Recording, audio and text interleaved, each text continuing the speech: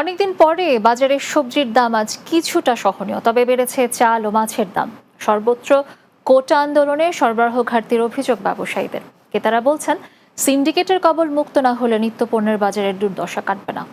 রাজধানীর বিভিন্ন বাজার ঘুরে বিস্তারিত জানাচ্ছেন মাহমুদুল হাসান।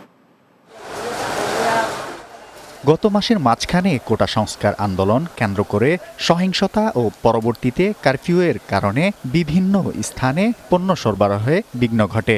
দাম বেড়ে যায় বেশ কটি নিত্যপণ্যের। তবে গত কয়েকদিনের কারফিউ শিথিল করায় পণ্য সরবরাহ বেড়েছে, ফলে সবজির বাজারে দাম অনেকটাই সহনীয়। এই সপ্তাহের মধ্যে দাম কমছে, দাম বাড়ে নাই আর কি।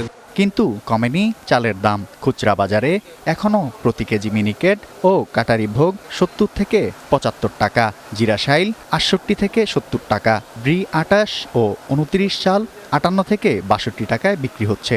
নাদির চাল যেটা বিক্রি করছে ৭০ থেকে ৭৫ টাকা, ওটা বিক্রি করতে হয় ৭৫ থেকে ৮০ টাকা। তো এভাবে প্রতিটা চালের দামই বেশি। তো কেজি তো ৩-৪ টাকা ৫ টাকার মতো বেশি। তো এটা আমাদের জন্য একরকম জুলুমই বলা যায়। ক্রেতাদের অভিযোগ, বাজারে প্রচুর মাছ থাকলেও বিক্রেতারা ইচ্ছেমতো দাম চাওয়ায় হিমশিম খেতে হয় তাদের। এগুলো গত সপ্তাহে বিক্রি করছে মনে করেন ২০০০, আর এই সপ্তাহে বিক্রি করতেছি ২১০০, ২০৫০, ৫০ টাকা ৬০ টাকা বাড়ছে আর কি। কোটা আন্দোলনের প্রভাবকে বাজারে দাম বৃদ্ধির অজুহাত বানাচ্ছেন কিছু কিছু অসাধু ব্যবসায়ী, এমন অভিযোগ অনেকের।